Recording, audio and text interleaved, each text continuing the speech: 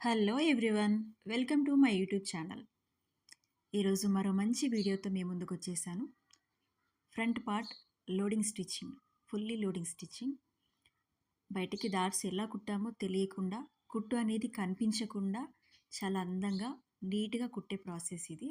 Start చేద్దాము. ముందైతే lining క్లాత్ని, బ్లౌజ్ పీస్ క్లాత్ని జాయిన్ చేసుకున్నాను కదలకుండా. తర్వాత డాట్స్కి మనం ఎప్పట్లా కుట్టకుండా రెండు క్లాత్లని కలిపి మలపకుండా దేనికదే సపరేట్గా ఫోల్డ్ చేసుకోవాలి.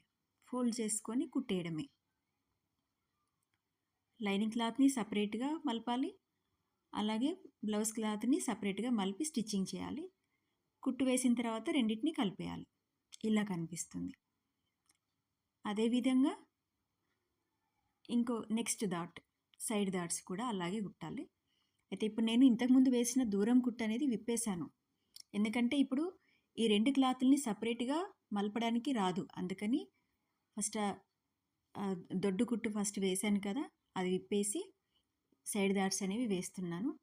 సేమ్ ఇంతకుముందు లాగానే దానికే రెండు క్లాత్ని సపరేట్గా మలపాలి. మలిపేసి స్టిచ్చింగ్ చేసుకోవాలి. తర్వాత బ్లౌజ్ ఈ రెండు క్లాత్స్ని కదలకుండా జరగకుండా జాగ్రత్తగా పెట్టుకోవాలి. సేమ్ ఇంతకు ముందు లాగానే అదేవిధంగా ఇంకొక సైడ్ దాటి కూడా అలాగే స్టిచ్ చేయాలి. ఏ క్లాత్కి ఆ క్లాత్ సపరేట్గా మలిపి స్టిచ్ వేసుకోవాలి.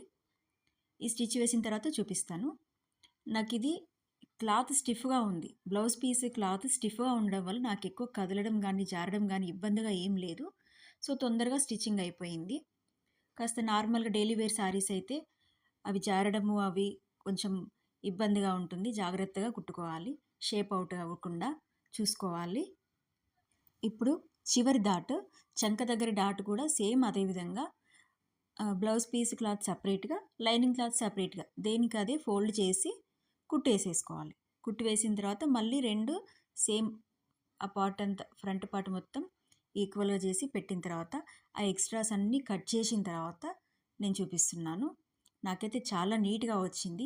కొత్తగా నేర్చుకునే వాళ్ళైతే దీన్ని చూసి అసలు దీన్ని ఇంత మంచి టిప్పు ఎలా ఉంటుంది, దీన్ని ఎలా కుట్టగలం అనేది కాసేపు అయితే అలాగే పరీక్షించి మరీ చూస్తారు. నాకైతే నేను కూడా అలాగే అనుకున్నాను ఫస్ట్ టైం చూసినప్పుడు, ఇది నేను కుట్టగలనా, నేను చేయగలనా అని. కానీ ఒక్కసారి తెలిసిన తర్వాత చాలా ఈజీ అనిపించింది. మీరు కూడా ట్రై చేయండి. చాలా చాలా ఈజీగా ఉంది.